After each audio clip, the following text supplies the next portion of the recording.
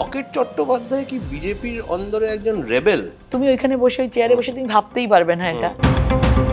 গলায় ডবল রুদ্রাক্ষের মালা, কপালে সিঁদুরের লেপ্টে যাওয়া টিপ, এগুলো প্যাকেজ। অভিনয়ের শিক্ষা রাজনীতিতে কাজে লেগেছে। শোনা যায় যে দিলীপ ঘোষকে রাজ্য সভাপতির পদ থেকে সরিয়ে দেওয়ার পর লকেট চট্টোপাধ্যায় খুব প্রীত হয়েছিলেন। কোন গ্রহে থাকো, কোন গ্রহ থেকে খবর সংগ্রহ করো। নমস্কার, আনন্দবাজার অনলাইনে দিল্লি বাড়ির লড়াই মুখোমুখি অতিথি হুগলির বিজেপির বিদায়ী সাংসদ এবং অবশ্যই হুগলি কেন্দ্রের প্রার্থী লকেট চট্টোপাধ্যায়।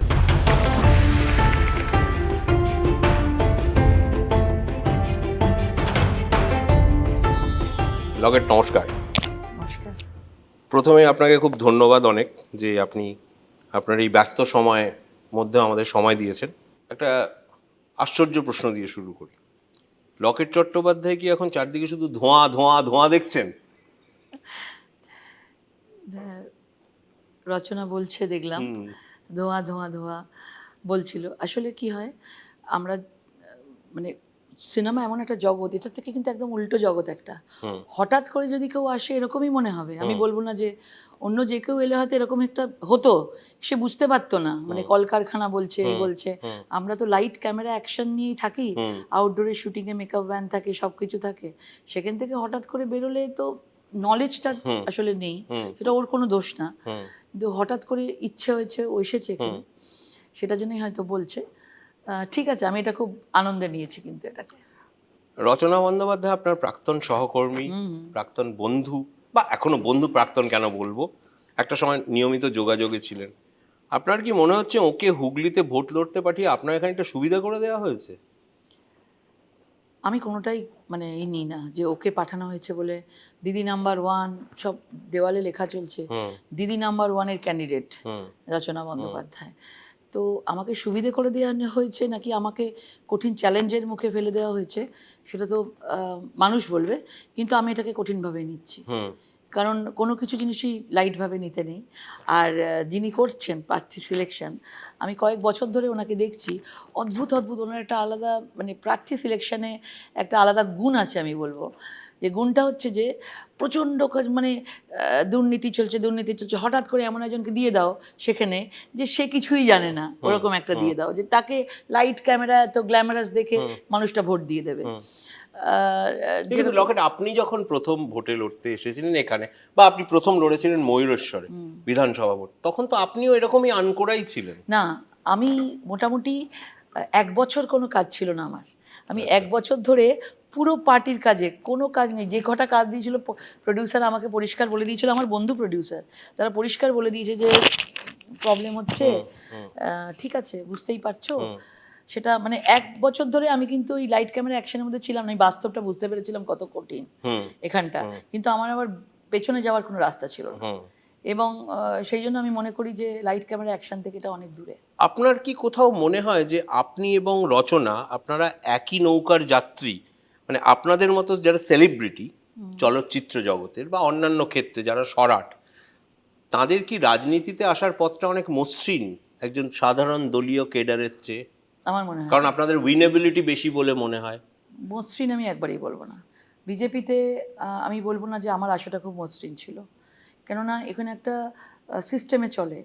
তুমি যতই স্টার হয়ে যাও না কেন, আমি বিজেপির কথাই বলছি, কারণ আমি এসছি বিজেপিতে কোনো স্টার হিসেবে না। আমি একজন মানে তৃণমূল থেকে আমি বিজেপিতে জয়েন করেছিলাম। সেখানে কিন্তু কোনোভাবেই আমি সিনেমাতে কাজ করেছি বলে বা আমার পপুলারিটি আছে বলে আমাকে একটা বিশেষ সুযোগ দেওয়া হয়েছে না। আমি কিন্তু বাইরে দাঁড়িয়ে থাকতাম। আমার কিন্তু কোনো কোনো কি মানে অনেক পোস্টের অনেক দায়িত্ব থাকে ভীষণভাবে, তখন আমার কাছে কিছু নেই। তো তখন আমি বাইরে দাঁড়িয়ে থাকতাম, আমাকে এন্ট্রি দেওয়া যেত না।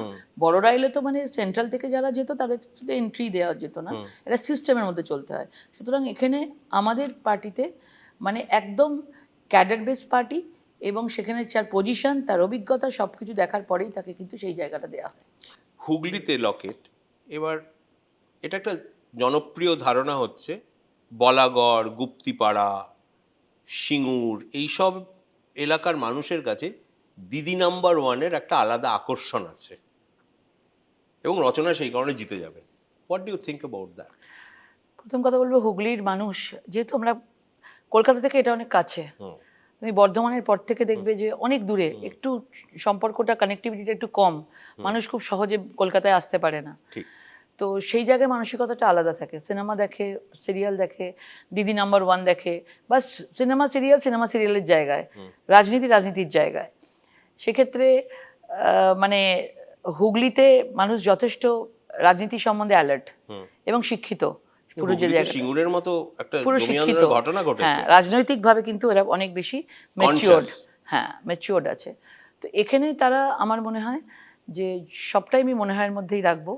আমার মনে হয় যে দিদি নাম্বার ওয়ানের জায়গায় থাকবে, কারণ তারা ভালোভাবে জানে টিভিতে দেখলেও আমি আমার যে পাওনাটুকু আছে, আমার অধিকারটুকু আছে, আমি সেটা কিন্তু আমি পাবো না। হুম, সুতরাং আমাকে বুঝে শুনে কিন্তু আমাকে ভোটটা দিতে হবে। হুম। সেটা কিন্তু হুগলির মানুষ আপনি চায়। দিদি নাম্বার ওয়ান দেখেন? আমি ছিলাম, দুবার গেছিলাম আমি। হুম। একবার না দুবার মনে হয় আমি রচনার শোতে, বহু আগে আমি যা গেছি, 10 বছর আগে আমি তখন সেখানে আপনি গেছিলাম। রাজনীতিতে আসেননি। না, আসেনি। হ্যাঁ। 10 বছর আগে রাজনীতিতে গেছিলাম। আসার পরে দিদি না, নাম্বার না, ওয়ান না, না। দেখেছেন? দেখা হয়নি, দেখা হয়নি। মানে খুব ছোট, ছোট ক্লিপিংস মাঝে, মাঝে হুম, সোশ্যাল মিডিয়ায় দেখতে পাই। হুম। ব্যাস ওটাই। আপনার রাজনীতিতে আসা প্রথম আগমন তৃণমূলের হয়ে। হুম। এইটা বহু কথিত যে আপনাকে ফিরহাদ হাকিম কাউন্সিলরের টিকিট অফার করেছিলেন। আপনি বলেছেন আমি কাউন্সিলর নয়, আমি এমএলএ হতে চাই। সেই এমএলএ মনোনয়ন আপনাকে দেওয়া হয়নি বলেই নাকি আপনি বিজেপিতে যোগ দেন। এটা কি ঠিক, না কোনো নীতি বা আদর্শ এটা থেকে? আমি ফার্স্ট শুনলাম কিন্তু। এটা আমি ফার্স্ট শুনলাম তোমার কাছ থেকে। কেননা এই কাউন্সিলর, ফিরহাদ হাকিম কোনোটাই কিন্তু আমার সঙ্গে কোনো যুক্তই নেই। ১০০ কিলোমিটারের মধ্যে কিছু নেই কিন্তু। এই গল্পটা শুনে হুম, আমার খুব ভালো লাগলো। এরকম কোনো বিষয় ছিল না যে কাউন্সিলরের টিকিট পাবো না, আমাকে মনোনয়ন দেবে না। মানে এগুলো পুরোটাই এত বছর পর, নতুন টিএমসি করে থেকে হঠাৎ। ১২ বছর মনে হয় হয়ে গেছে। হুম। ২০১২ তে গেছিলাম, ২০১৪ তে বেরিয়ে ২০১৫ তে বেরিয়ে এসেছি। এরকম কোনো কিছু ছিল না। আমার বেরিয়ে মনে এসেছিলেন হয়েছে কেন? বেরিয়ে এসেছিলাম কেননা আমি মহিলা কমিশনের মেম্বার করেছিল হ্যাঁ। আমাকে, এবং দুটি ঘটনা আমি আবার ডিটেলে বলছি না, সবাই জানে। দুটি ঘটনা, এখন যাদবপুরে যেটা হোক কলরা যে স্লোগান উঠিয়েছিল, এবং একটি বীরভূমের হাইতুন্নিসা বিবি, হুম, তিনি তাকে বিচুটি পাতা দিয়ে সারা গায়ের মধ্যে ঘষে তাকে অত্যাচার করেছিল। এই দুটো বিষয়ে অ্যাজ এ মহিলা কমিশনের মেম্বার হিসাবে সুনন্দা গোস্বামী তখন ছিলেন। কীর্তি আমি, গোস্বামী স্ত্রী। হ্যাঁ, ওনার সাথে আমরা দেখতে গেছিলাম, এবং দুটি পর্যায়ে আমার মনে হয়েছিল একই, একজন মহিলাকে যদি একজন এরকমভাবে জামা কাপড়, শাড়ি, মানে বিচুটি পাতা দিয়ে এরকমভাবে এইসব অত্যাচার করতে পারে, তাকে তো তাকে অ্যারেস্ট করা উচিত। এটা নতুন কি আছে? এবং তারপরে দেখেছিলাম যে এটা কিছু হয়নি, তুমি তোমার কাজ করো, তুমি সিনেমা করো, সিনেমা তো বেশ ভালো করো। বললাম না, আমি গেছি, আমাকে মেম্বার বানিয়েছেন, তো আমাকে তো এগুলো দেখতেই হবে। তো আমাকে বলা হলো না, কুল। দ্বিতীয়, যাদবপুরের যে হোক কলরব একটি মহিলার সঙ্গে শ্লীলতাহানি হয়েছিল, সেখানে ঘটনাটায় গেছিলাম, আমরা ভিসির সঙ্গে দেখা করেছিলাম, এবং দেখা করার পর আমরা একটা রিপোর্ট বলেছিলাম। আমি মনে হয় সেই সময় ফোনও করেছিলাম মমতাদিকে, এসএমএসও করেছিলাম যে এরকম একটা ঘটনা হয়েছে, তো ভিসি করেছে, কিন্তু এটা খুব অন্যায় হয়েছে, এটাতে কিন্তু কিছু করা উচিত। আমি তো একদম ভালো মানুষের মধ্যে বলেছি, কিন্তু কোনো একটা মন্ত্রীর কাছ থেকে আমার কাছে এলো, সিনেমাটা মন দিয়ে করতে হবে, কিন্তু সিনেমাটা মন দিয়ে আমি না ঠিক বুঝতে পারিনি মানে জিনিসটা কি হচ্ছে। তখন আমি আস্তে আস্তে রিয়েলাইজ করলাম যে আচ্ছা, পলিটিক্সে থাকতে গেলে মানে মানে অন্যায়টাকে অন্যায় বলা যাবে না, সেটাকে অনেক ঘুরিয়ে পেঁচিয়ে নানা রকমভাবে সেটাকে একটা সুন্দর টাইটেল দিয়ে মানে একটা তৈরি পলিটিক্সের করতে হবে, স্ক্রিপ্টটা অন্যরকম। অন্যরকম থাকবে। তো আমার মনে হচ্ছে তাহলে আমি এখানে কি করতে এসেছি, কি করতে আমাকে এখানে রেখেছে। তো আমি যখন এগুলোতে গেছি, আমার নিজের মনে হচ্ছে কিছু তো করা উচিত, দোষীদের শাস্তি হওয়া উচিত, অন্যায়ের প্রতিবাদ করা উচিত। আমার সেই সব দেখে আমার মনে হলো যে এই জায়গাটা আমার মনে হচ্ছে আমার জন্য ঠিক নয়। এবং তখন একটা মোদিজির একটা ভীষণভাবে একটা সারা 2014-এর কথা বলছি, উনি যেভাবে মানে আমাকে যদি বলে অ্যাজ এ ইন্ডিভিজুয়াল, আমি এত বেশি অনুপ্রাণিত হয়েছিলাম। সেই সময় হওয়ার কথা নয়, কারণ বাংলায় খুব একটা কিছু ছিল না, কিন্তু আমার মনে হয়েছিল যে এই প্ল্যাটফর্মটা হলে আমার পক্ষে ভালো হবে, দেখেই আমার কিন্তু এখানে আসা। আপনি শ্রীরামকৃষ্ণ পরমহংসের বংশজ। দক্ষিণেশ্বরের ভবতারিণী মন্দিরের সঙ্গে আপনার পারিবারিক যোগাযোগ, উত্তরাধিকারীর যোগাযোগ রয়েছে। সেটা কি আপনাকে বিজেপির মতো একটা দলে কোনো বাড়তি সুবিধা দিয়েছে? একদম না, একদম না। মানে কোনো, লকেট চট্টোপাধ্যায়ের ব্র্যান্ড ইকুইটি একটু বেড়ে গেল যে দক্ষিণেশ্বরের পরমহংসের no no no no no, একদম বংশজ না, বলে? একদমই না। 2015-তে প্রধানমন্ত্রী নরেন্দ্র মোদীজি এসেছিলেন দক্ষিণেশ্বরে। আমার প্রথম ছবি ওনার সাথে, আমার লাল পাড় শাড়ি পরে আমি গিয়েছিলাম। বাবুল সুপ্রিয় তখন ছিল। তো আমি এসেছিলাম 2015-তে। তো তখন ওনার পাশে একটা ছবি ছিল, আনন্দবাজার থেকে তখন প্রকাশিত হয়েছিল। তো তখন তো উনি জানতেন, আমি বলেছিলাম, ওই যখন উনি ছিলেন, কুশল বাবু ছিলেন, কুশল উনি চৌধুরী। বলেছিলেন, কুশল চৌধুরী, উনি বলছিলেন ইনি আমার বাবার নাম করে বলছিলেন অনিল চ্যাটার্জির মেয়ে। উনি তো শুনলেন যে পুরোহিতের মেয়ে, কিন্তু তারপর তো স্ট্রাগল তো আমার কিছু কমেনি, বাড়তি তো আমি কোনো সুবিধা পাইনি। আমার পথ কিন্তু মানে খুব স্ট্রাগলই ছিল, হুম। এটাই বলবো। 2016 সালে আপনি বীরভূমের ময়ূরেশ্বর বিধানসভা কেন্দ্র থেকে লড়লেন, আপনি হেরে গেলেন। তারপরেই আপনার হুগলি লোকসভা থেকে লড়াই 19-এ 19-এ। তারপরে 2021-এ সেই হুগলিরই অন্তর্গত চুঁচুড়া বিধানসভা কেন্দ্র থেকে আপনি হেরে গেলেন। এবার আপনি আবার হুগলির প্রার্থী। এবার কি হবে? জিতবো, হার জিত হার জিতবো। সেই অর্ডারে জিত, না, নাকি আত্মবিশ্বাসী? আত্মবিশ্বাসী, জিতবো। এবং অনেক পরিবর্তন হয়েছে 21-এর হুগলি আর 24-এর হুগলি, আমি লাস্টটাই ধরছি। অনেক পরিবর্তন, অনেক দুর্নীতি ধরা পড়েছে, অনেক মানুষ জেলে রয়েছে। এই হুগলি থেকে তো তিনটে লোক এই নিয়োগ দুর্নীতি, যেটা এসএসসি যেটা হয়েছে, তিনজন এখনো পর্যন্ত জেলের ভেতর রয়েছে। এবং প্রত্যেকের মুখে মুখে ঘোরে যে কোটি কোটি টাকা যেরকমভাবে পাওয়া গেছিল সেগুলো আছে, সেগুলো একটা বাড়তি জায়গা এখানে হুগলিতে করে দিয়েছে। এই দুর্নীতিটাই আমি বলবো হুগলিতে মেন। এবং এটার জন্যই মনে হয় যে আজকে আমরা ভারতীয় জনতা পার্টি 2019-এ যে আমরা ভোটটা পেয়েছিলাম, 2024-এ আমাদের জায়গাটা কিন্তু অনেক আরো পোক্ত হয়েছে। পোক্ত হয়েছে। 78,000 ভোটে জিতেছিলেন 5 বছর আগে, এবার ব্যবধান বাড়বে? মনে তো হচ্ছে, চেষ্টা আমরা সবাই মিলে করছি, আমরা এটার মার্জিনটা ডবল করার সবাই চেষ্টা করছি আমরা। কিন্তু এটাও শোনা যায় যে আপনি এবার হুগলিতে লড়তে রাজি ছিলেন না, বরং আপনার পছন্দ ছিল বীরভূম লোকসভা কেন্দ্র।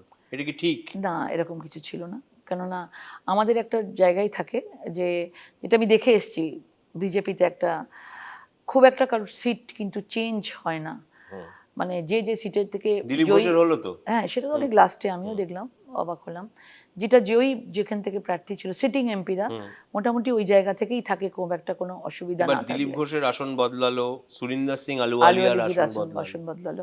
বিভিন্ন রকমের স্ট্র্যাটেজি কাজ করে আমার মনে হয়, এবং স্ট্র্যাটেজিটা তারা তো উপর থেকে তারা ভাবে, চিন্তা ভাবনা করে। কিন্তু আমার বরাবরই মানে হুগলি থেকেই কিন্তু মানে লড়াই করার কথা ছিল আমার, সেই হুগলি থেকে। এটাও শোনা যায় যে হুগলি বিজেপির যে অভ্যন্তরীণ যে সমীক্ষা, তাতে Hooghly was in a red zone, মানে একটু ভালনারেবল সিট। আপনি এখানে আবার মনোনয়ন পাবেন এই আশা করেছিলেন? আমি দেখো, এটা বলবো যে আমি তো মানে আমি টিকিট পাবো কিনা এবং আমি হুগলি থেকে পাবো কিনা, দুটোই কিন্তু সবার কাছে কোশ্চেন মার্ক থাকে। এরকম নয় যে আমাকে দেবেই টিকিট, কারণ প্রচুর টিকিট কিন্তু ওনারা খুব ভাবনা চিন্তা করেই সেটা করে। এরকম না যে তোমাকে দেবেই। এবারেও অনেকে পায়নি টিকিট, ঝাড়গ্রামের এমপি পায়নি, আলিপুরদুয়ারের পায়নি, মন্ত্রী টিকিট পাননি। তো এরকম কিছু নেই আমাদের দলে। আমি ন্যাশনালে দেখেছি যে তুমি টিকিট পাবে আর তুমি ওই জায়গা থেকেই টিকিট পাবে, এরকম কিছু নেই। যদি তুমি পাও তো তুমি সিটিং জায়গা থেকেই পাবে, এটা স্বাভাবিকভাবে ওইভাবেই থাকে। এবং সেটা আমি পেয়েছি, সেটা আমাকে আমার উপরে ভরসা করেছে, বিশ্বাস করেছে, এটাই বলবো। প্রধানমন্ত্রীর নির্দেশে প্রধানমন্ত্রী আপনাকে বলেছেন আবার হুগলিতে জিত কে আও লড়কে আও, এরকম কিছু? নিশ্চয়ই নিশ্চয়ই, এটা তো আছেই। যখন হয়েছে তারপরে তো মানে সবসময়তেই হুগলির বিষয় নিয়ে উনি, যখনই কথা হতো ওনার সাথে, আমি হুগলির বিভিন্ন বিষয় নিয়ে আমি কথা বলতাম, তো অলওয়েজ উনি আমাকে মানে একটা আশীর্বাদ ওনার সাথে আছে। Do you look at him as an idol, মানে একজন আদর্শ হিসেবে? বা নরেন্দ্র মোদীকে আপনি কি চোখে দেখেন? এত কাছ থেকে দেখেছেন গত 5 বছরে। আমরা মুখে মানে তুমি মুখে কথা বলছি, এটা আমার এক্সপিরিয়েন্স বলছি।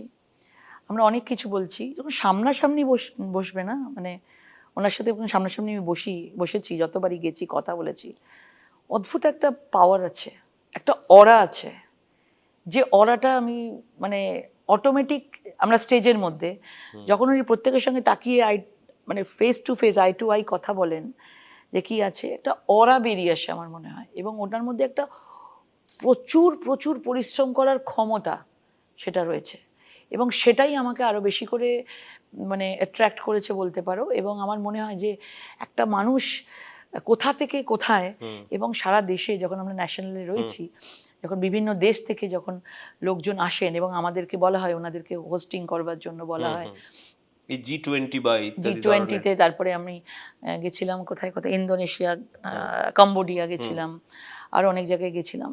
তো নরেন্দ্র মোদীজিকে নিয়ে তাদের, আমি ভাবছি সেই মানুষটার সঙ্গে আমি কথা বলি আমরা, মানে তাকে নিয়ে একটা বিরাট বড় তাদের একটা অনেক কিছু জানার আগ্রহ, একটা অন্যরকম।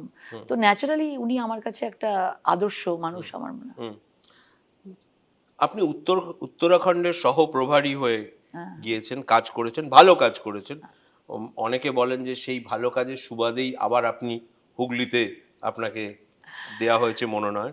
সেখানকার মুখ্যমন্ত্রী পুষ্কর সিংহ ধামির সঙ্গে আপনার অত্যন্ত ভালো সম্পর্ক, উনি আপনার প্রচারে এসেছেন, মনোনয়নে এসেছেন।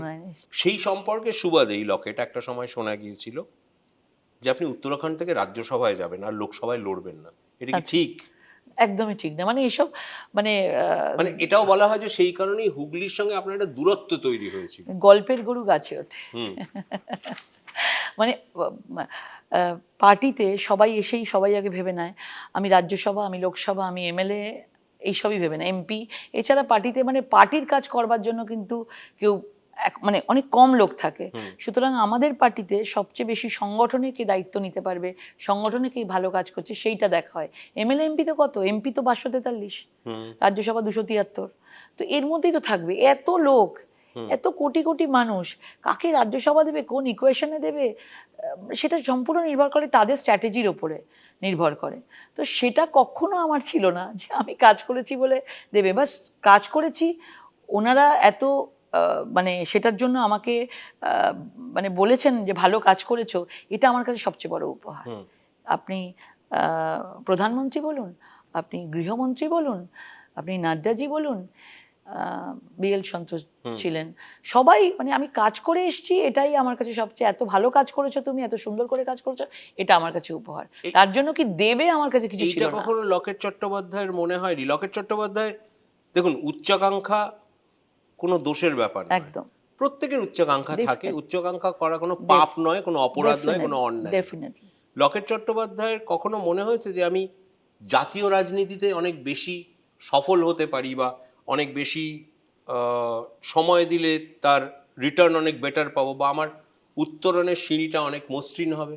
না, আমি এখনো পর্যন্ত, কারণ আপনার একটা ন্যাশনাল পলিটিক্সের এক্সপোজার হয়েছে উত্তরাখণ্ডের সহপ্রভারী হিসেবে এবং সফল হয়ে।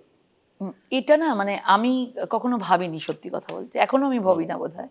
এখন আমি বাংলাটা নিয়েই আমার বেশি এই ওখানে মানে অ্যাজ অ্যান এমপি আমি ওখানে ছিলাম, এবং বিভিন্ন এক সময় রাজস্থানে আমি 2বার গেছি, কোনো একটা ঘটনা ঘটেছে মহিলা রাজস্থানের এই ইলেকশনের আগে, কর্ণাটক ইলেকশনের আগে আমাকে পাঠানো হয়েছিল, উত্তরাখণ্ডে গেছি, ওনারা যেটা পাঠিয়েছেন আমি কাজ করে এসেছি। কখনো ভাবিনি যে আমি জাতীয় রাজনীতিতে থাকবো, এটা আমার এখনো বলছি, আমার মনেও নেই যে আমাকে জাতীয় রাজনীতিতে আমাকে আরো বেশি করে কনসেন্ট্রেট করতে হবে, এই করতে হবে, সেটা মনে হয়নি, সেটা অটোমেটিক্যালি হয়েছে।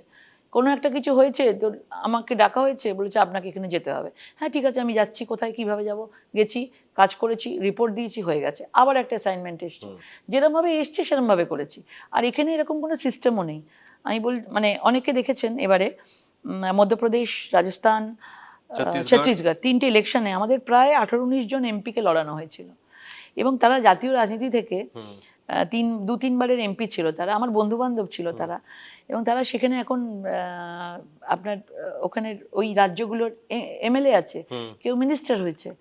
তো সে তো জাতীয় রাজনীতি থেকে বেরিয়ে গেছে। সমুদ্র থেকে পুকুরে চলে এলাম না, একদমই না, মানে আমাদের একটা পরিবারের মতন রয়েছে, কাকে কখন কোথায় দেওয়া হবে সবসময় মেন্টালি প্রস্তুত থাকতে হবে। মানে এটাও প্রস্তুত থাকতে হবে আমি আজকে এমপি হয়েছি, কালকে কিন্তু আমি একটা ডিস্ট্রিক্ট প্রেসিডেন্ট হতে পারি, সেটা আমাকে প্রস্তুত থাকতে হবে। এই জিনিসটা আমাদের প্রশিক্ষণের মাধ্যমে কিন্তু আমাদের ভেতরে ঢুকে গেছে। উচ্চাকাঙ্ক্ষা প্রত্যেকেরই থাকবে, কিন্তু সেটা কিভাবে আসবে জানি না। সুতরাং সবসময় আমরা প্রস্তুত আছি আমাকে কোন জায়গাটা কোনটা দেওয়া হচ্ছে। উত্তরাখণ্ডের সহপ্রভারী হওয়ার পর আপনার সাজ পোশাকে একটা বদল এসেছে, গলায় ডবল রুদ্রাক্ষের মালা, কপালে সিঁদুরের লেপ্টে যাওয়া টিপ, এমনি সিঁদুরের টিপ নয়, লেপ্টে যাওয়া টিপ। 2021 সালের ভোটে এগুলো দেখা যায়নি লকেট, আমি খুব ক্লোজলি আপনার কেরিয়ার ফলো করেছি। এগুলো কি সচেতনভাবে করা? যেমন রূপা গঙ্গোপাধ্যায় বিজেপির এমপি হওয়ার পর রুদ্রাক্ষের মালা পরতে শুরু করলেন, এগুলো প্যাকেজ। এটা বলবো না। যখন আমি বেঙ্গলে, যখন বাংলাতে আমি যখন আমার বাড়ি তো দক্ষিণেশ্বর মন্দির, জানোই, সারাক্ষণ ঠাকুর পরিবার ওরকমই থাকা। কিন্তু আমি মনে করতাম যে আমি বোধহয় বাঙালিরা তো ঠাকুর মানে উপোস টুপোস ব্রত ব্রত নিয়ে তো যতটুকুনি হয় মাদের দেখেছি। আমি যখন উত্তরাখণ্ডে নর্থ ইন্ডিয়াতে পৌঁছলাম, তখন দেখলাম এদের তো ব্রত সারাদিনই চলছে। মানে আমাদের ভক্তি কি, ওনাদের ভক্তি 9 দিন ধরে নবরাত্রির, তারপরে বিভিন্ন সময় বিভিন্নভাবে, মানে তাদের খাওয়া দাওয়া, আর তাদের কাছাকাছি ওই কেদারনাথ, বদ্রীনাথ, গঙ্গোত্রী, যমুনোত্রী, ওই চার ধাম। একটা দুপা এগোলেই ভালো বড় বড় মন্দির, পুরনো মন্দির সেরকম রয়েছে। তো আমার নিজের তাদের জীবনযাত্রা, যদি তুমি বলো, তাদের জীবনযাত্রা দেখেছি, তাদের ভক্তি দেখেছি। আমার সেগুলো দেখে আমার নিজের অ্যাট্রাক্ট করেছে, এটা সম্পূর্ণ ভেতর থেকে। আমি বলবো না এটা যে আমি তৈরি করেছি, আমার ভেতর থেকে অ্যাট্রাক্ট করেছে। মানে এত ওখানে সবাই বলে যে উত্তরাখণ্ড মানে বাবা কেদারনাথ, মহাদেব, শিবশম্ভু যেরকম বলে, হরিদ্বার থেকে শুরু হয় সেই যাত্রা। তো আমার নিজের ভেতরে সেই একটা তাদের সঙ্গে মিশে, এবং সেই মন্দিরে মন্দিরে আমি বিভিন্ন জায়গায় আমি দর্শন করেছি, মানে বেড়ানোর মতন করে কাজও করেছি, বেড়ানোর মতন করে দর্শনও করেছি। করতে করতে আমার নিজের ভেতরে একটা অদ্ভুত পরিবর্তন যদি বলো হয়েছে, এবং এটা আমি অ্যাডপ্ট করেছি। আমার ভালো লেগেছে, এটা সম্পূর্ণ ভালো লাগা থেকে, কোনো ফ্যাশন নেই, কিছু নেই। রুদ্রাক্ষ আমার কাছে বিভিন্ন ধরনের, বিভিন্ন মন্দিরে এত এত রুদ্রাক্ষের শখ আছে ভীষণ জমানো? ভীষণ জমানো না, আচ্ছা, মানে পড়া, মানে ওরকম রুদ্রাক্ষ না, রুদ্রাক্ষের মালা, বিভিন্ন ধরনের তুমি আমার কাছে মালা পাবে।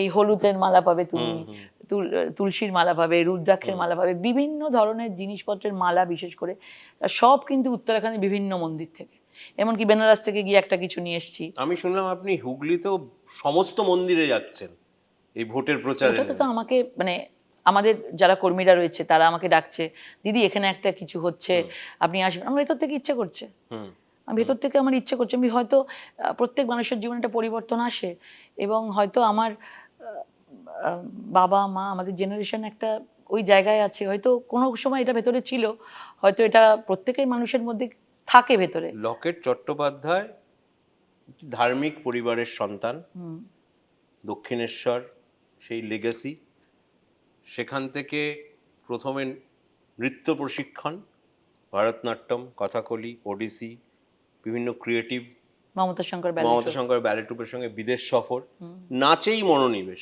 সেখান থেকে হঠাৎ অভিনেত্রী, সেখান থেকে রাজনীতিক।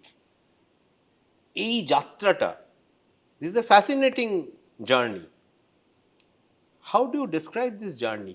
এটা কি নিয়তি নির্দিষ্ট, না লক্ষ্য স্থির করে তারপরে যাওয়া, এই সময় এটা করলে ঠিক হবে? আর ইউ এ ক্যালকুলেটিভ কখনো মনে হয়, মানে আমি জানি না, তোমার কখনো মনে হয় যে আমি কালকে যেটা ভাবছি, আমার জীবনে যেটা হয়নি, আমি এটা এরম ভাবে করবো, প্ল্যানিং করছি, কিচ্ছু হয় না, মানে সেটা হয় না, ছোটখাটো ব্যাপারে বলছি। কিন্তু আমি কিন্তু কখনো ভাবিনি যে আমি রাজনীতিতে এভাবে আসবো। আমাকে যখন লোকজন বলে, অনেকে যে বেঙ্গলে বলে বা ওখানে ন্যাশনালে আমার বন্ধুরা বলে বহুত আচ্ছা পলিটিশিয়ান হ্যাঁ, মানে আমাকে পলিটিশিয়ান কি করে বলছে, আমার কি আছে, আমি নিজেই ভাবছি কিছুই তো নেই, আমাকে কেন বলবে, আমার তো চিন্তাধারাটা তো ওরকমভাবে আমি ভাবিও না। তখন আমি বুঝতে পারি যে আমার ডেস্টিনি আমাকে নিয়ে এসছে। আমি নাচে ছিলাম, নৃত্যশিল্পী ছিলাম, অভিনয়ের জগৎ থেকে অফার আসে, করবো না, ওই তখন একটু আমাদের বাড়ি থেকে একটু কনজারভেটিভ দেবে কিনা অভিনয়ে। তারপর বিয়ের পরেই সম্পূর্ণ অভিনয়ে আসি, বা ছেলে হওয়ার পরেই অভিনয়ে ঢুকি। তারপরে অভিনয়টা করতে করতে পলিটিক্সকে, আমি সত্যি কথা বলছি, আমি জানতাম না কে কোন সময় ক্ষমতায় আছে, কতগুলো পার্টি আছে, আমার ইন্টারেস্টই ছিল না। আমার কোনো ছাত্র রাজনীতি আমি করিনি, আমি রাজনীতি থেকে অনেক দূরে ছিলাম।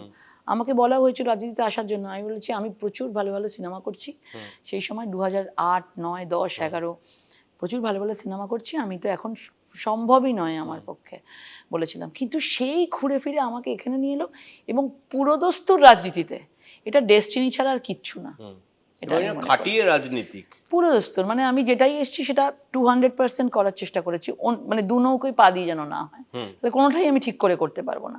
কিন্তু ভগবান কি করেছে, প্রথমে হয়তো ভাবতাম পয়সা রোজগার করতে হবে আমাকে, কারণ আমার পয়সাটা তো সিনেমা থেকেই আসতো, গাড়ি কিনে ফেলেছি, গাড়ির লোন, তো আমি দেবো কি করে? সেগুলো তো একটা বিরাট কিছু কিনে, যেরকম হয় আমাদের, আমরা ইনস্টলমেন্টে আমরা একটা যখন কাজ EMI করছি ইএমআই দিয়ে দিয়ে সবটাই আমাদের ইএমআই তে চলতো। যখন নিয়ে ফেলেছি, নেয়ার পরে তারপর যখন এসছি তখন কিন্তু একবারও ভাবিনি যে আমার কাজ চলে যাবে, ওরকম একটা হঠাৎ করে ডিসিশন নিয়ে বা এরকম ভাবে হয়েছে। যখন পেছনে করে তাকিয়েছি, আরে আমার তো কাজ চলে যাচ্ছে, এগুলো কি করে হবে? 3 বছর আমার কাছে কোনো কাজ ছিল না, এবং যেভাবে আমাকে সেই লোন মেটাতে হয়েছে 3 বছর ধরে, আর না পাচ্ছি সিনেমায় ফিরতে, আর না পাচ্ছি, মানে কোনো কিছুই নেই সেরকম ভাবে, ইনকাম নেই, তো খুবই অসুবিধা হয়েছে আমার। তো এটাই। অভিনয়ের শিক্ষা রাজনীতিতে কাজে লেগেছে? একদম না, একদম কাজে লাগেনি। ওকে বলে রাজনীতিতে প্রচুর অভিনয় করতে হয়। আমি দেখছি আমাদের অভিনয়, আমি তো ভাবি যে মানে যারা একদমই অভিনয় করে না, সেদিনকে মিঠুনদারও একটা কি শুনেছি আমি, উনি নাকি অ্যাওয়ার্ড ফেরত দিয়ে দেবেন, যে একদম ঠিক বলেছেন। মানে আমাদের যারা রয়েছেন, মানে বিভিন্ন ধরনের কথাবার্তা এমন শুনি তাদের কাছ থেকে, ই তো আমাদের থেকে বড় বড় সব অভিনেত্রীরা রয়েছেন, মানে এটা অদ্ভুত লাগে। না বাবা, আমি একদম অভিনয়টা ছেড়েই দিয়েছি, আমার মধ্যে কোনো রচনা থাকবে না। অভিনেত্রী হিসেবে কেমন? আপনি তো ওনার সহ অভিনেত্রী ছিলেন, অভিনেত্রী হিসেবে ভালো, ভালো অভিনেত্রী, আমরা তো কাজ করেছি দুজনে, আমরা প্রচুর একেবারেই সমবয়সী আপনারা। ত্যাগ, হ্যাঁ মোটামুটি একই, ত্যাগ, জন্মদাতা, প্রচুর প্রচুর কাজ করেছি। লকেট চট্টোপাধ্যায় এত খাটিয়ে রাজনীতিক, বিধানসভায় হেরে গেলেন কেন? নিজের কনস্টিটিউয়েন্সির মধ্যে কেন হারলাম? দেখো, মানুষ নিজেকে তৈরি করে ফেলেছিল মন থেকে, হুম যেটা আমাদের অ্যাকসেপ্ট করতে হবে। ওই সময় মানুষ তৈরি হয়েছিল যে তৃণমূলকে আরেকবার সুযোগ দেবে, এটাই মনে হয়েছে, ভোট দিয়েছে তারা, আমরা অ্যাকসেপ্ট করেছি। আমাদের কিছু ফল্ট থাকতে পারে, সেটা আমাদের ঠিক করতে হবে। সেই ফলগুলো কি ছিল? না না, আমি বলছি আমাদের কিছু ফল্ট থাকতে পারে, আমাদেরকে ঠিক করতে হবে। আমরা যেটা ভাবছিলাম যে আমাদের সরকার আসবে, তাহলে মানুষ কেন তাদের ভোট দেওয়ার জন্য আরেকবার থার্ড টাইমের জন্য রেডি হয়ে গেল, সেটা আমাদেরকে ভাবতে হবে পরিষ্কার। চুঁচুড়ার ক্ষেত্রে কি ছিল? চুঁচুড়া তো দেখো, মানুষ লকেট সিটিং এমপি, না, সিটিং এমপি হতে পারে, সিটিং এমপি কে হয়তো হতে পারে যে এমপি আছে যখন, আবার কেন এমএলএ? এমএলএ যদি হয়, which brings me to my next question, Locket Chattopadhyay নিজে কি চেয়েছিলেন যে এমপি থাকাকালীন এমএলএ এর ভোটে লড়তে? না, এটা তো আমি তোমায় বারবার বলেছি, না, এটা দলের ডিসিশন, সিস্টেমের মধ্যে তোমাকে দলের ঢুকতে ডিসিশন, হবে। দলের ডিসিশন। কারণ তার আগে আপনি সারা রাজ্যে কৃষক আন্দোলন সংগঠন করেছেন, জেপি নাড্ডার সঙ্গে বাড়ি বাড়ি গিয়ে তন্ডুল ভিক্ষা করেছেন, বিজেপি সর্বভারতীয় সভাপতি।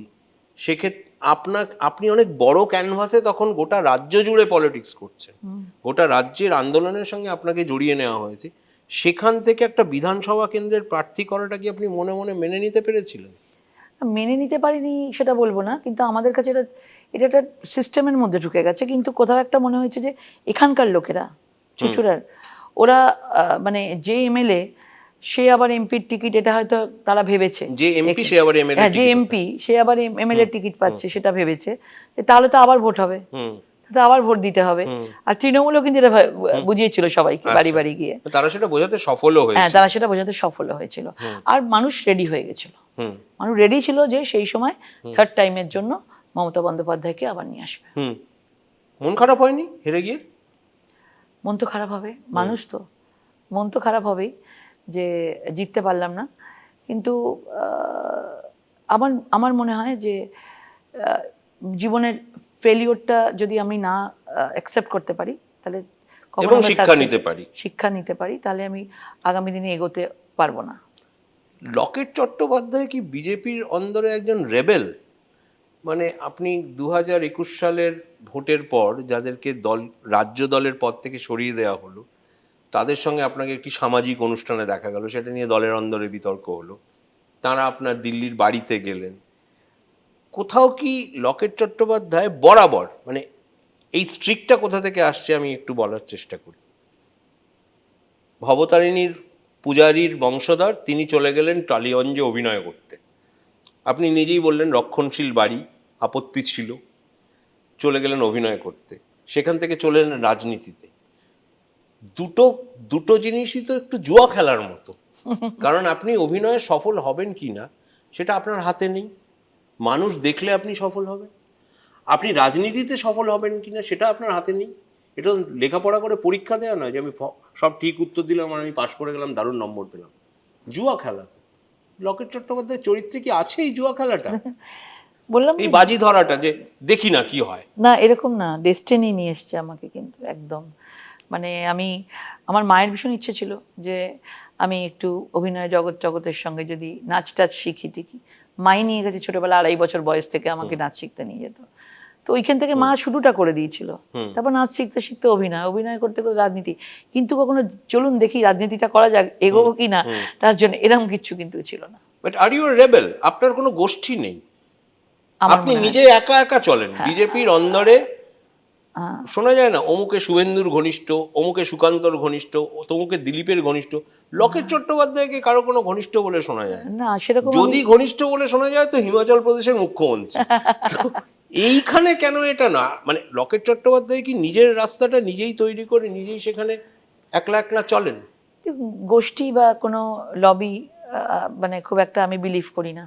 মনে হয় নিজের এটা খুবই জায়গাটা। কেতাবি কথা, এটা ভালো কথা যে আমি বিলিভ করি না, না, কিন্তু বলছি। রাজনীতিতে থাকে সর্বত্র। রাজনীতিতে কেন, সর্বত্র থাকে, সেটা সব পেশায় থাকে, সব জায়গায় থাকে, একটা ক্রিকেট টিমেও থাকে। সেটা হতে পারে যে সেটা এখনো হয়তো আমার কাছে কিছু কমই আছে, আমি শিখে উঠতে পারিনি, হয়তো আগামী দিন শিখেও যাব। বা সন্তর্পণে নিজেকে সরিয়ে রেখেছেন সেখান থেকে। সেটা নয়, কিন্তু আগামী দিন শিখেও যাব। আমার কখনো মনে হয়নি কাজ যেভাবে আমার কাছে এসছে, আমি যেভাবে কাজ করে গেছি, এই লাস্ট 5 বছরের কথা বলছি, সেখানে আমাকে ভাবতে হয়নি যে আমার এখন কোনো একটা গোষ্ঠীর মধ্যে গেলে আমার কাজের এটা পরিমাণটা বাড়বে বা কমবে, এটা কিন্তু আমার মনে হয়। সেটার জন্য আমি সত্যি কথা বলছি, এটা নিয়ে কখনো ভাবিনি আমাকে কোনো লবিতে যেতে হবে, কোনো এতে যেতে হবে। যেরকম কাজ এসছে আমি সেরকম ভাবে করেছি। Had you been a good MP? 5 বছরে আপনি একজন সফল সাংসদ বলে মনে করেন নিজেকে? এটা দর্শক বলবে, মানে জনতা বলবে। ওইটা তো কেতাবি কথা হলো। নিজের একটা মূল্যায়ন থাকবে না, আত্মমূল্যায়ন থাকবে না, যে আমি কি করেছি, আমি কি সব কাজ করতে পেরেছি, বা আমি যা প্রতিশ্রুতি দিয়েছিলাম তাকে আমি পালন করতে পেরেছি? তুমি যদি বলো আমাকে এটার মধ্যে, মানে আমি কেন করতে পারিনি এটা আবার চলে আসে। নিশ্চয়ই সেটা আমি কেন করতে পারি, I am giving you that platform to say that. কারণ এইখানে বিজেপি সাংসদদের কাজ করা আর বাইরের রাজ্যে বিজেপি সাংসদদের কাজ করা অনেক অনেক তফাৎ। বাইরের রাজ্যে আমি যখন গেছি একজন সাংসদ হিসাবে, সেখানে যে সম্মানটুকু পাওয়া যায়, আমি দেখিনি এখানে কোনো সেই সম্মানটুকু এই রাজ্যের গভর্নমেন্ট দেয়।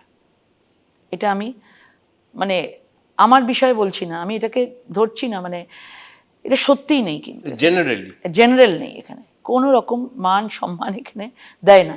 কিন্তু অন্য রাজ্যে বিজেপির সরকার বলে আমাকে নয়, অন্য রাজ্যে কংগ্রেসের সরকার আছে, যদি থাকে, কিন্তু একজন এমপিকে, সে বিজেপির হলো বা কারুর হলো, মিনিমাম রেসপেক্টটুকু পাওয়া যায়। এই রাজ্যে সেই রেসপেক্টটা জিরো আছে। একজন ডিএম, যাকে ওরা কালেক্টর বলে, আমি কেন ডিফারেন্সিয়েট করছি, কারণ আমাদের খুব অসুবিধা হয় কাজ করতে। নোডাল অফিসার, এমপি ল্যাডের তাদের সাথে একটা খুব সুন্দর সম্পর্ক থাকে তাদের, আমি দেখেছি। কারণ যে টাকাটা আসে সাংসদের, এমপি ল্যাডের, সেই টাকাটাকে কিভাবে আমরা মানুষের কল্যাণে কাজ করতে পারি, 7টা বিধানসভাতে আমরা বেশ বসে অনেক আলোচনা করা যেতে পারে, কিন্তু এখানে ফোনটাই তোলা হয় না। ও রিয়েলি? লাস্ট, মানে এটাকে বিশ্বাস করবেন, এটা ফ্যাক্ট। কারণ তুমি ওইখানে বসে, ওই চেয়ারে বসে তুমি ভাবতেই পারবে না এটা একজন এমপি, একজন অফিসিয়াল জায়গা, ধরাই হবে না কোনো না কোনো ভাবে। আজ নেই কাল নেই, আজকে সিএম এর মিটিং, কাল বিভিন্ন অছিলায় কাটিয়ে দেওয়া হবে, বিভিন্ন অছিলায়। আমি 5 বছরে ম্যাক্সিমাম 10 টাইমস দেখা করতে পেরেছি, ম্যাক্সিমাম। তাও মানে মেল করতে হচ্ছে, আমি চলেই যাচ্ছি, বিভিন্ন কারণ নিয়ে গেছি। এবং তারপরে তাহলে ভাবো, তাহলে যে দেখাই করবে না, সে তোমার প্রত্যেক 5 কোটি টাকার কাজ, এবারে তো 2 বছরে 2টো 5 আসেনি, তো তুমি কাজটা করবে কি করে? তুমি তো তার সাথে ডিসকাস করতে পারছো না। আমি তো ডিসকাস করতে পারি, তুমি ধরো ডিএম, আমি আছি, কোন কাজ, উনি তো এতদিন ধরে আছেন, উনি জানেন যে আমার কাছে না এরকম একটা ভালো প্রপোজাল আছে, এইখানে এই জিনিসটা নেই, আমি জানতে পারবো। আমার লোকও বলছে যে এখানে এই জিনিসটা নেই, তাহলে আমরা দুজনে বলতে যে কোনটা দরকার আছে, আমরা করতে পারি, আমরা ভাগ করতে পারি, নেই। বা প্রথম হচ্ছে লড়াই, এবং ওই মানে কাজগুলোকে বের করা। কখনো এরকম ভাবে আমার হতাশ লাগেনি, আমি মেনে নিয়েছি এটা। এত বছর ধরে রাজনীতিতে বিজেপি বেঙ্গলে করছি, লড়াইটা একদম মানে রেগুলারের একটা পদ্ধতি হয়ে গেছে। আপনার কি মনে হয় যে পলিটিক্সের ভাষা এখন খুব একটা নিচু জায়গায় গিয়ে পৌঁছেছে, যে ভাষায় প্রতিপক্ষরা একে অপরকে আক্রমণ করছেন, সেটা কি কাম্য? একদমই কাম্য নয়। আমার মনে হয় ল্যাঙ্গুয়েজ, আমার নিজের আত্মপরিচয় বা আমার নিজের ব্যাকগ্রাউন্ড, আমার নিজের কথাতে কিভাবে আমি থাকা বড় উচিত। হয়েছি, হ্যাঁ, কথাতে কোথায় লেখাপড়া করেছি, কথাতে থাকা থাকা উচিত। এবং আমি দেখেছিও, মানে আমাদের প্রধানমন্ত্রী নরেন্দ্র মোদীজিকে দেখেছি বিভিন্নভাবে, বিভিন্ন জায়গায় দেখেছি যে ধরনের ভাষা সবার সাথে উনি কথা বলেন, আমি দেখেছি যেভাবে ইন্টারাকশন করেন, সেটা অনেক কিছু জিনিসের কিন্তু পজিটিভ সলিউশন কিন্তু বেরিয়ে আসে। শোনা যায় যে দিলীপ ঘোষকে রাজ্য সভাপতির পদ থেকে সরিয়ে দেওয়ার পরে লকেট চট্টোপাধ্যায় খুব প্রীত হয়েছিলেন। আমি তো বলছি, তোমরা কোন গ্রহে থাকো, কোন গ্রহ থেকে খবর সংগ্রহ করো, সেই লোকগুলো কে কে আমার ভীষণ জানার ইচ্ছে। বিজেপির মানে লোকেরাই বলে। তাহলে আমি তাদের সাথে আমি মানে কোনোভাবে জেল করিনি বা কিছু একটা ভুল খবর যায়, একদমই নয়। সেরকম দিলীপ দা অনেক কিছু করেছে। আমি এটা বলবো যে দিলীপ দা মানে দিলীপ দা আমার 1.5 মাস আগে মনে হয় জেনারেল সেক্রেটারি হয়ে এসেছিলেন, তারপরে আমি যুক্ত হয়েছি। এবং দিলীপ দা এবং আমি মহিলা মোর্চা প্রেসিডেন্ট, দিলীপ দা প্রেসিডেন্ট, আমাদের যেভাবে চলতো, দিলীপ দা দলটাকে একটা জায়গায় ডেফিনেটলি নিয়ে গেছেন।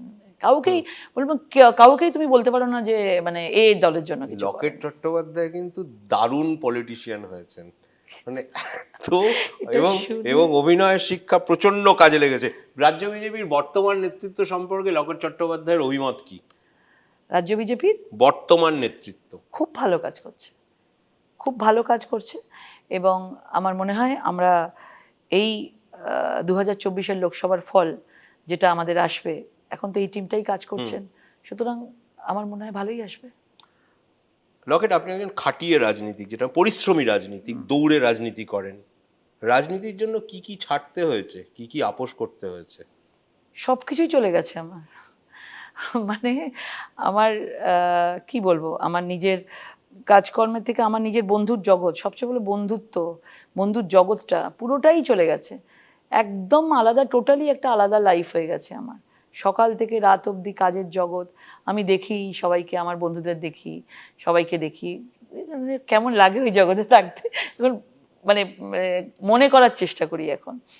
পুরোটাই বদলে, আমার সাজগোজ বদলে গেছে, আমার চিন্তাধারা বদলে গেছে, আমার রেগুলারের আমার সামনে কি কি কাজ করতে হবে সেটা অনেক বেশি দায়িত্ব চলে এসছে, অনেক কিছুই বদলে গেছে আমার। কি কি আপোষ করতে হয়েছে? ধৈর্য রাখতে হয়েছে, পেশেন্স। পারিবারিক জীবনে আপোষ করতে হয়েছে? খুব একটা না, পারিবারিক জীবনে খুব একটা। ছেলেকে সময় দেওয়া? ওটা তো অ্যাক্টিং এর সময় তো আমার অনেক শুটিং থাকতো, ওটাও মেনে নিয়েছি। আপনার পুত্র পছন্দ করেন মায়ের এই জীবনযাত্রা, এই হ্যাঁ। রাজনীতি? হ্যাঁ, মানে পছন্দ করে কিনা বলবো না, কিন্তু ঠিক আছে, রেগুলার খবর টবর নেওয়া টেওয়া, মানে রাজনীতিতে কখনো আসার তার ইচ্ছে নেই, কিন্তু মা যে একটা কাজের মধ্যে আছে, একটু পজিটিভ কিছু কাজ করে, মানুষের জন্য কাজ করার জন্য গেছে, এটা ছেলে খুব ভালো নয়। দেখা হয়? হ্যাঁ হ্যাঁ, দেখা হয়। না মানে দেখা হওয়ার সময় তো খুব সংক্ষিপ্ত, সেই এখন জন্য যেমন আমার সঙ্গে 2 মাস বলছি। দেখা নেই, হুম মানে দেখা করতে পারিনি, ফোনে কথা হয়। হুম। ও বাড়িতে আছে কলকাতায়, ও বাড়িতে এই সময় বাড়িটাকে দেখছে। আপনার হাজবেন্ড তো আপনার সঙ্গে এখানেই, এখানে রয়েছে, মানে স্টেশনড? এখানেই রয়েছে, মানকুণ্ডুর, বানকুণ্ডুতেই রয়েছে। মানকুণ্ডুতে স্টেশন। অভিনয় থেকে রাজনীতিতে এসে লকেট, আপনি অত্যন্ত দ্রুততার সঙ্গে আপনার অভিনেত্রী ইমেজটাকে মুছে ফেলেছেন, যেটা রয়ে গেছে অতীত। এই ইমেজটা মুছে ফেলতে কষ্ট হয়নি? কাজ তো পাইনি, প্রথমটা তো ছিল অভিমান, আর তারপরে ছিল নিজের আত্মবিশ্বাস, যে আমি যে জায়গায় এসেছি আমি নিজে কিছু করে দেখাতে চাই। অভিমান আর আত্মবিশ্বাস মিলিয়ে অনেক তাড়াতাড়ি এগোতে পেরেছি। এই লকেট চট্টোপাধ্যায় 50 বছরের মোহনায় দাঁড়িয়ে তিনি কি কখনো যৌবনের তন্নি অভিনেত্রীর দিকে তাকিয়ে দেখেন, মিস করেন? মিস করি না, এইটা কিন্তু আমাকে অনেকেই জিজ্ঞেস করেছে, ফিরে যেতে ইচ্ছা করে না আবার অভিনয়? নো, 2015 লাস্ট, আর কিছু নেই, যেটা আছে সেটা হয়তো অনেক পরে রিলিজ করেছে নেতাজিকে নিয়ে ছবিটা। আমি কিন্তু মিস করি না এটা, মানে বলতে নেই, এত কাজের মধ্যে, এত ভালোবাসা, এত সব কিছুর মধ্যে আমি নিজেকে মানে নিজে ব্যস্ত রয়েছি, আমার কখনো কিন্তু ফিরে যেতে ইচ্ছা করেনি। আমাকে যখন কোনো ছবি আমার কাছে বারবার ঘুরে ফিরে আসে, আমি একবারের জন্য মনে হয়, ইস কি রোগা ছিলাম, ইস কি সুন্দর চিনতে skin পারেন ছিল। নিজেকে? চিনতে পারি মানে মানে একদমই টোটালি চেঞ্জ। হুম। কিন্তু আমি মনে করি যে প্রত্যেকটা মানুষের জীবনে ফেজ আসে এবং সেগুলো যদি আমরা অ্যাকসেপ্ট করতে পারি ভালো। আমার তো এটা ডেস্টিনি আমাকে নিয়ে এসেছে, কিন্তু আমি কখনো জোর করে কিছু করিনি এবং ডেস্টিনিটা তো সুন্দর করে আমাকে রাস্তা তৈরি করে দিয়েছে। তো আমার মানে পাস্টের দিকে তাকিয়ে সেগুলোকে দেখে হয়তো আনন্দ পাই, কিন্তু কখনো মিস করি না। কিন্তু কোনো রিগ্রেট নেই তার না, জন্য, একদম কোনো আফসোস নেই। নো, একদম নেই। আসলে আপনি পেজ 3 থেকে পেজ 1 এ চলে এসেছেন, সেটা একটা পাওয়াও বটে। সেটা হতে পারে, হয়তো সেই জায়গাটা করতে পেরেছি বলেই হয়তো। যদি না পারতাম তাহলে হয়তো হতো হতো হয়তো, আমি জানি না সেটা। কিন্তু আপনি নিজেকে সফল রাজনীতিক মনে করেন? আহ, সফল কিনা বলতে পারবো না, কিন্তু আমি চালিয়ে নিয়ে যাচ্ছি। লাস্ট 10 বছর আমি বিজেপিতে আছি। আমি নিজেকে একটা জায়গায় মানে চলছি। আমি বলবো না যে বিরাট কিছু চলছি। রাজনীতিক হিসেবে, অভিনেত্রী হিসেবে লকেট চট্টোপাধ্যায় নিজেকে কত নম্বর দিতেন 10-এ? অভিনয়ে তো কত দেবো আমি, মানে আমি কি বলবো, আমার থেকে তো সব বড় বড় অভিনেত্রীরা না, ছিলেন। নিজেকে নিজে নম্বর দেয়। আমরা এটা ওই যে বললাম না, আত্মমূল্যায়ন। কি বলবো আমি, যাই না, ভালো ভালো কয়েকটা সিনেমার সুযোগ পেয়েছিলাম, করেছি অভিনয়টা। না, আপনি ভালো করেন বলেই তো আপনাকে নেওয়া হয়েছিল। না, কিছু খারাপ ছবিতে করে- ভালো ক্যারেক্টারের পেছনে অনেক সময় পাইনি না। কমার্শিয়াল ছবিগুলোতে হয়তো সেরকমভাবে যেটা একটু মানে কি বলবো, একটু বেশি বেশি অভিনয় করার মতন, সেইগুলোতে তো খুব একটা অভিনয় সুযোগ নেই। কিন্তু কিছু নেকলেস বলো, বাই বাই ব্যাংকক বলো, গোড়ায় গন্ডগোল বলো, আরও অনেক মনে পড়ছে না, সেই ছবিগুলোতে যেগুলো অভিনয় করতে সুযোগ পেয়েছিলাম, কিন্তু ভালো অভিনয় করার চেষ্টা করেছি। 10-এ কত 6 রাজনীতিক হিসেবে? 10-এ মানুষ বলবে। এইটা না, এই সবাই এই কথাটা বলে, এটা এত ক্লিশে না, মানুষ বলবে, অমুক বলবে। নিজের মূল্যায়ন যদি নিজে না করতে নিজের পারি, সেটা কি মূল্যায়ন, হয়? নিজের আমাদের মূল্য প্রত্যেকের নিজেদের কাছে নিজেদের একটা রিপোর্ট কার্ড থাকে। নিজের মূল্যায়নে যদি বলো আমাকে, এখনো আমি 50%ই বলবো, 5ই বলবো। 5, বাকি 5 কেন নম্বর কাটা গেল? এখনো বাকি আছে রাস্তা। তাই? একদম। কোথায় পৌঁছতে চান লকেট চট্টোপাধ্যায়? কারণ আমার মানে যেটা বাংলায় প্রত্যেকটা মানুষের ঘরে ঘরে পৌঁছতে চাই, সেটা ভালো কাজের মধ্যে দিয়ে। অনেক কিছু চিন্তাভাবনা আছে যে এটা হলে ভালো হতো, হয়তো এটা হলে ভালো হতো মেয়েদের জন্য। মাঝে মাঝে মনে হয় এটা মহিলাদের জন্য এরকম একটা জিনিস হলে কিন্তু ভালো হতো, কিন্তু এখন তো নেই, আমার হাতেও নেই, আমাদের সরকারও নেই, পারবোই না। সুতরাং অনেক কিছু মাথায় চিন্তা আছে, তো ওই জায়গাগুলোতে পৌঁছতে হবে। সেই জন্য মনে করি ওই জায়গাগুলোতে যখন সফল করতে পারবো, নিজের ইচ্ছেগুলোকে আজকে জনতার মাঝখানে দিতে পারবো, তখনই হয়তো আরেকটু এগোতে পারবো। তৃণমূল ছাড়ার পর মমতা বন্দ্যোপাধ্যায়ের সঙ্গে কখনো মুখোমুখি দেখা হয়েছে? ওরকমভাবে দেখা হয়নি।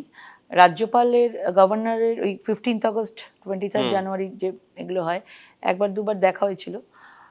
ওখানে উনি জিজ্ঞেস করেছিলেন, একবার আমার অপারেশন হয়েছিল, সামনেই ছিলাম, খুব একটা কথা বলেন না, সামনাসামনি হয়নি, তো হঠাৎ করে শরীর কেমন আছে জিজ্ঞেস করেছিল।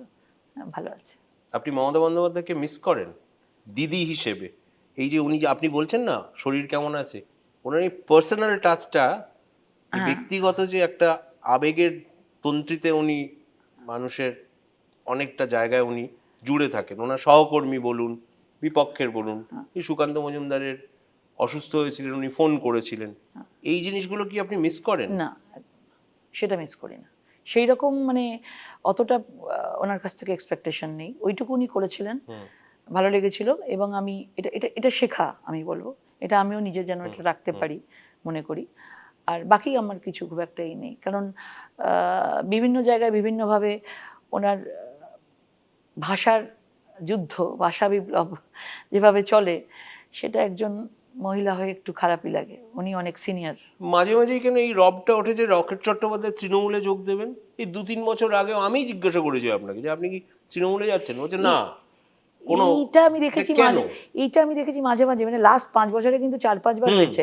একদিন আমি আমাদের দিল্লিতে নাড্ডাজির অফিসেই মানে মিটিং করছিলাম, মানে বসেছিলাম, কোনো কারণে রেখেছিলেন। আমি দেখলাম আমাকে একজন কেউ পাঠালো, লকেট চট্টোপাধ্যায় কালো একটা গাড়িতে নাকি কালীঘাটে ঢুকছে। আমি দেখে বললাম দেখুন এটা চলছে, আমি এখানে বসে আছি, মিটিংয়ে রেখেছিল, উত্তরাখণ্ড বিষয় ছিল। আরে এরকম হয়, এরকম মানে এরকম ভাবে রটানো হয় না। হ্যাঁ, বেঙ্গল মানে একটা ডিফারেন্ট রাজনীতি। তো পলিটিক্স তো সম্ভাবনার শিল্প, and it is said that politics makes strange bedfellows. Locket Chattopadhyay আবার কোনোদিন তৃণমূলে ফিরতে পারেন? কখনো নয়, কখনো না? কখনো নয়। On record? অন রেকর্ড বলছি আমি। কেন কখনো নয়? কারণ যদি কেউ আমাদের আমাদের যারা ফিউচার জেনারেশন আছে, আমরা তো ফিউচারের দিকে এগোচ্ছি, যারা ফিউচার জেনারেশন আছে তারা কিন্তু জানে যে এই পার্টিটা শেষের দিকে। আর ভারতীয় জনতা পার্টি, বিজেপি পার্টিটা এখন কিন্তু বেঙ্গলের জন্য এখনো আসেনি পার্টিটা। আমাদের সরকার কিন্তু এখনো নট টেস্টেড। হ্যাঁ, আমরা এখনো সরকারটাকে টেস্ট করতে পারিনি। বামফ্রন্ট হয়ে গেছে, টিএমসি হয়ে গেছে, কিন্তু বিজেপিকে এখন টেস্ট করতে পারেনি। এবং আমরা অন্যান্য জায়গায় বিজেপির কাজ দেখে এসেছি। সুতরাং ইউথ চাইবে, মহিলারা যেভাবে কাজ অন্য জায়গায় হচ্ছে, মানে তারা আগামী দিন মানে বিজেপিকেই চাইবে। তো টিএমসি হচ্ছে ডাউনে গেছে, কোনোদিন সেখানে আর কেউ নতুন করে ফিরে যাবে না। সেখান থেকে কেউ হয়তো মানুষ অন্য দলে জয়েন করবে, আজকের পরিস্থিতি বলছি আমি তোমাকে। আর বিজেপি একটা সামনের দিকে এগিয়ে যাচ্ছে, অনেক এক্সপেকটেশন আছে মানুষের, অনেক আশা আছে, এবং সেইগুলো আমরা যদি পূরণ করতে পারি ডেফিনেটলি আমাদের কাছে মানুষ আসবে, যাবে না। মমতা বন্দ্যোপাধ্যায়কে চোর চোর বলা আপনি সমর্থন করেন লকেট? আপনি তো বললেন যে রাজনীতির ভাষা নিয়ে যে ভাষা যে স্তরে পৌঁছেছে সেটা আপনার ভালো লাগে না। আপনি তো core of your heart you have been an artist, a creative person. তাদের মন অনেক সংবেদনশীল হয়। আপনি জানি না, এখন হয়তো আপনি রাজনীতিক হয়ে গেছেন, সংবেদনশীলতা হয়তো একটু কম পড়িয়াছে, না না না, কিন্তু এই চোর বলাটা আপনি সমর্থন করেন? দেখুন একই রকম ভাবে আমি বলছি, যখন রাহুল গান্ধী নরেন্দ্র মোদীকে বলেন চৌকিদার চোর হ্যায়, একই রকম ভাবে নিন্দনীয় সেটা। আপনার কি মনে হয় এটা হওয়া উচিত? সিস্টেমটা এখন যেটা বললেন, যেমন নরেন্দ্র মোদী আমাদের head of the country, Mamata Bandyopadhyay head of the state. আমাকে একটা কথা বলুন, এই জিনিসগুলো শুরুটা কোত্থেকে হচ্ছে? আমার ক্যাপ্টেন যদি কখনো আমাকে সেটা শেখায়, আমার কোথাও একটা লাইসেন্স পেয়ে যাই, আমিও বলতে পারি। আজকে মমতা বন্দ্যোপাধ্যায় লাস্ট 19-এর ইলেকশনের সময় আমি দেখেছি, শ্রীরামপুরে এসেছিলেন, যেভাবে একজন প্রধানমন্ত্রীকে নিয়ে কথা বলছিলেন, কি হোদল কুতকুত, অমিত শাহকে নিয়ে কাঁকড়ের রসগোল্লা খাবো, কোমরে দড়ি বেঁধে নিয়ে যাব, নানা রকমের বিদঘুট শব্দ ইউজ করছিলেন। আপনি কি মনে করেন যে রাজ্যের মুখ্যমন্ত্রী, যদি অভিভাবক বলি আমি তাকে, অভিভাবক যদি আজকে এই ধরনের কথাবার্তা বলেন, তাহলে তিনি কাকে শাসন করবেন? তাহলে তো সেই বাংলায় এই ধরনের বিভিন্ন দলের থেকে, আমি এক দলের কথা বলছি না, বিভিন্ন দলের থেকে এরকম ভাষা উঠে আসবেই। আপনাদের দলের দিলীপ বাবু এরকম বলেন, আমি ওনাকে জিজ্ঞাসা করেছিলাম ইন্টারভিউতে, যে আপনি বলেন যে মানুষের বুকে পা তুলে দেবেন, এটা কি ধরনের ভাষা? এটাও সমর্থনযোগ্য নয়। কিন্তু দুঃখের যেটা বা চিন্তার বা উদ্বেগের, সেটা হচ্ছে যে একটা অন্যায় দিয়ে আরেকটা অন্যায়কে জাস্টিফাই করা যায় না। চোখের বদলে চোখ নিলে পৃথিবী অন্ধ হয়ে যাবে। না না, এই কোথাও তো একটা থামতে হবে। হ্যাঁ, কিন্তু কি আমাদের, তুমি ভালো একটা লাইন বললে যে পৃথিবী অন্ধ হয়ে যাবে, কিন্তু এটা তো দু তরফ থেকেই হওয়া উচিত না? হ্যাঁ, সেটাই বলছি। কোথাও একটা হওয়া উচিত, কিন্তু সেখানে কাউকে তো একটা শুরু করতে হবে। যেটা আমার মনে হয় যে আমাদের এই যে দিলীপদার মুখ থেকে যে, আমরা না রাজনীতিতে মানে রক্ত দেখেছি, 3 দিন ধরে গলায় ঝুলিয়ে দিয়েছে, গাছের মধ্যে বাঁধা রয়েছে, আমরা দেখছি। মানে এত কিছু আমাদের সাথে হয়েছে না, অত্যাচার, এত আমাদের কর্মীদের সঙ্গে অত্যাচার হয়েছে, এবং সেটা আমরা দেখে গেছি, আমরা কিছু করতে পারিনি। গো, আমরা পুলিশের সামনে গিয়ে বসেছি, 3 দিন ধর্ণা দিয়েছি, নেট রেজাল্ট কি?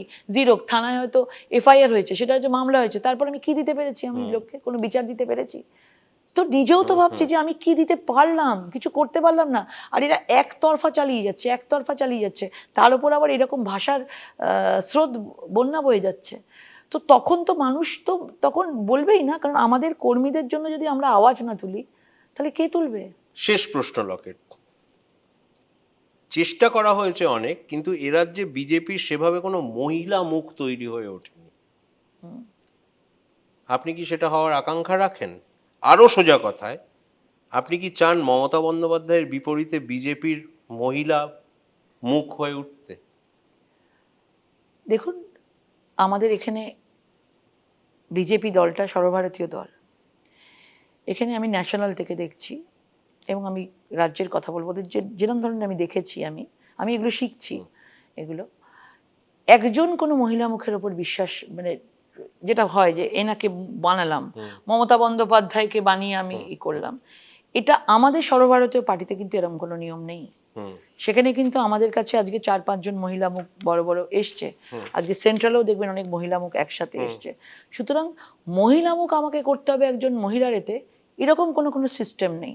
দুর্নীতির বিরুদ্ধে লড়াই চলছে, সেই লড়াইয়ে মহিলাদেরকে নিয়ে আমরা একসাথে লড়ছি, এবং অনেক মহিলা ফেস আমাদের উঠে এসছে, এবং সেখানে আলাদা করে কোনো মহিলা মুখকে প্রজেক্ট করা আমার মনে হয় না এরকম কোনো ভাবনা চিন্তা আপনার আছে। মনে এরকম কোনো বাসনা নেই? এটা তো দলের ভাবনার কথা বলছেন। আপনার কোনোদিন মনে হয় না যে আমি যদি পশ্চিমবঙ্গের মহিলা মুখ্যমন্ত্রী, দ্বিতীয় মহিলা মুখ্যমন্ত্রী হতে পারি, কেমন হয়? এটা আমার মনে হয় না, আমার এটা একদম মনে হয় না। কারণ এই সিস্টেমটাই ওদের, আমাদের যেটা বিজেপির রয়েছে, সেখানে তারা বিভিন্ন ধরনের, বিজেপির কথা বলছি না, লকেট চট্টোপাধ্যায়ের কথা বলছি, রাজনীতিবিদ না লকেট আমার চট্টোপাধ্যায়ের কথা দেখো, বলছি। আমার মনে হয় না। কেন বলছি? কারণ আমি যখন এই বিজেপিতে এসেছিলাম, আমি না ভেবেছিলাম যে আমি তো বিশাল লকেট চ্যাটার্জি, আমাকে হয়তো রাজ্যসভার সদস্য হওয়া উচিত। কিন্তু আমি দেখেছি আমার নাম্বারটা কোথায় আছে। আমার নাম্বারটা হয়তো 109 নম্বর পেজ, 109 পাতায় হয়তো আমি আছি, 108 অব্দি হয়তো অন্য কেউ আছে। তো আমি অনেক কিছু ভেবে নিতে পারি। তো সেই ভাবনা চিন্তাটা আস্তে আস্তে চলে গেছে। এখানে এই ধরনের জিনিস চলে না। সেখানে মহিলা মুখ্যমন্ত্রী হতে হবে, মহিলা মুখ দিতে হবে, এরকম কোনো স্ট্র্যাটেজি এখানে হয় না। সেখানে আমরা দলগতভাবে আমরা সবাই মিলে একসাথে লড়ি, উপর থেকে বাকিটা ঠিক হয়। সুতরাং এই আশার কথা তুমি যেটা বলছো, এটা আমার মধ্যে নেই, একদমই নেই। যে লকেট নাম কেন? দিদির নাম মালা, 2 বোন। হ্যাঁ, মানে কিন্তু লকেট মালার পরে, ইংরেজি নাম। না ওরকম কিছু ছিল না। বাংলায় তো আমরা লকেটই বলি, আমরা তো পেন্ডেন্ট বলি না। না, আমরা বলি একটা সুন্দর লকেট কিনেছি। এই নামটা পছন্দ? আমার আমার তো মনে বেশ হয় না। পছন্দ। না না না, আমার বেশ পছন্দ। প্রথম প্রথম তো ছোটবেলায় একটু মনে হতো এরকম একটা নাম, কিন্তু তারপরে যখন মানে সিনেমার ক্ষেত্রে, সব ক্ষেত্রে যখন বিভিন্নভাবে সবাই একটা দেখতাম নিজেকে লকেট চট্টোপাধ্যায়, তো আমার নিজের ভালো লাগতো। এখন ভালো লাগে আরো, যে লকেট এই চট্টোপাধ্যায়। নামের জন্য তো অনেক ঠাট্টা মশকরাও সহ্য করতে হয়েছে। ও লকেট কার গলায় কখন ঝোলে কেউ জানে না, আজকে তৃণমূল কালকে বিজেপি। ও তো এসেছিল সেটাই বলছি আমার তো। তো এসেছিল তখন, আমি যখন বিজেপিতে জয়েন করেছিলাম, এর লকেট এর গলায়, এরকম একটা কিছু এসেছিল, মনে নেই। এখন আর হয় না, এখন আর হয় না। লকেট, একটা র্যাপিড ফায়ার করব। ওরে বাবা, রেডি? চলো। প্রসেনজিৎ না তাপস পাল? প্রসেনজিৎ। কেন? তাপস পাল তৃণমূল বলে? না না, অনেক ছবি করেছি ওনার সাথে আমি, আচ্ছা, বোমাদার সাথে অনেক ছবি করেছি, অনেক সময় কাটিয়েছি। কথা হয় এখন? না, আমার জেতার পরে কথা হয়েছিল 19-এ। শতাব্দী রায় না দেবশ্রী রায়? শতাব্দী। কেন? ওর সঙ্গে মানে ওইটাই বলবো যে পার্লামেন্টে দেখা হয়েছে, বিভিন্নভাবে অনুষ্ঠানে দেখা হয়েছে। শতাব্দী কেমন রাজনীতিবিদ? মানে একই রকম ভাবে তো অভিনয় জগৎ থেকে এসেছেন, যদিও 3বারের। মানে আমি কেমন রাজনীতিবিদ যে আমি শতাব্দীকে দেখে বলবো কেমন রাজনীতিবিদ? আইটেম সং না রোমান্টিক গান? Romantic. Are you romantic deep down? সবার মধ্যেই থাকে রোমান্টিকতা। রোমান্টিক যদি না থাকে, হতে হবে মানুষকে, এটা প্রত্যেকের মানুষের মধ্যে থাকে, কেউ দেখায় কেউ দেখায় না, আমার মনে হয়। লকেট চট্টোপাধ্যায় দেখান না? না, আমি রোমান্টিক, আমি কি দেখাই না? নিশ্চয়ই রোমান্টিক আমি। বড় পর্দা না ওটিটি? এখন তো এসবের থেকে অনেক দূরে আছি আমি, ওটিটিটা অনেক আগেই আমি বেরিয়ে এসেছি, সুতরাং সেটা খুব একটা বলতে পারবো না, কিন্তু ডেফিনেটলি বড় পর্দাই বলবো। ভেজ না নন ভেজ? নন ভেজ, মাছ, তাই? ফিশ। তো রুদ্রাক্ষের মালা টালা পরে কোনো নো ভেজ নো নেই? নো, না, বেঙ্গলি মাছে ভাতে কোনো কথা হবে না। কমেডি শো না হরর শো? হরর। হরর ভালো লাগে? ভূতের ভালো লাগে, অনেক কিছু দেখি। এই এই মানে এই বিষয়টা নিয়ে আমি কিছু জানি না, অনেক সময় যখন দেখি আমার বেশ ইন্টারেস্টিং লাগে। লোকসভা না রাজ্যসভা? লোকসভা। মনে থাকে যেন। হ্যাঁ, মনে আছে। রাজ্যের রাজনীতি না জাতীয় রাজনীতি? আহ, এটা তো জাতীয় রাজনীতি এখনো পর্যন্ত আমি ঠিক জানি না, রাজ্যেরটাই বলবো। অভিনেত্রী না নেত্রী? অফকোর্স নেত্রী। উত্তরাখণ্ড না পশ্চিমবঙ্গ? পশ্চিমবঙ্গ। উত্তরাখণ্ডে এত বড় সাফল্য। সেটা তো কাজ, এটা তো আমার নিজের জন্মভূমি। দিলীপ ঘোষ না সুকান্ত মজুমদার? এটা তো একটু কঠিন প্রশ্ন, আমি বলবো। ওই জন্য তো লকেট চট্টোপাধ্যায়কে করা, রাজনীতিবিদ লকেট চট্টোপাধ্যায়ের পরীক্ষা নেওয়ার জন্য। দিলীপ দার সাথে বেশি কাজ করেছি মহিলা মোর্চা প্রেসিডেন্ট হিসাবে, দক্ষ রাজনীতিবিদ দেখেছি। সুকান্তর সঙ্গেও কাজ করেছি, কিন্তু সময়টা আমরা অনেক কম পেয়েছি ওর সাথে কাজ করার। কিন্তু খুব ভালো ছেলে এবং খুব ভালো কথাবার্তা, আমার সাথে খুব ভালো সম্পর্ক, ভালো ব্যবহার, এবং যেভাবে ও নিয়েও গেছে, যতটুকুনি ও পেরেছে, ও কিন্তু খুব ভালোভাবে এগিয়ে নিয়ে গেছে পুরো সবাইকে নিয়ে, এটা আমি বলবো, লিডারশিপ দিয়েছে। এইটা র্যাপিড ফায়ার নয়, কিন্তু এই প্রসঙ্গে বলছি, শুভেন্দু অধিকারী বিরোধী দলনেতা হিসেবে তার ভূমিকা খুবই সক্রিয়, খুবই সক্রিয়, এবং সারা রাজ্য দৌড়ে বেড়াচ্ছেন এখন। শুভেন্দু অধিকারীকে পশ্চিমবঙ্গের ভাবী মুখ্যমন্ত্রী হিসেবে দেখতে পান? দেখুন, ওনার মধ্যে তো অনেক কিছু আছে, অভিজ্ঞতা যেটা দরকার আছে, অভিজ্ঞ সিনিয়র যদি বলেন, সে জায়গা থেকে তো উনি একটা পার্টিতে ছিলেন, মন্ত্রী ছিলেন উনি, অনেকগুলো ডিপার্টমেন্টের মন্ত্রী ছিলেন, এবং যিনি যেভাবে রাজ্যটাকে তিনি ঘুরে বেরিয়েছেন, তো সেখানে তো হতেই পারেন। অভিষেক বন্দ্যোপাধ্যায় সম্পর্কে কোনো মূল্যায়ন আছে? না, কিছু নেই, ইন্টারেস্ট নেই? নো ইন্টারেস্ট নেই। Locket, thank you very much, অনেক ধন্যবাদ, অনেকটা সময় গেল। We wish you all the best. Thank you so much, ভালো থেকো।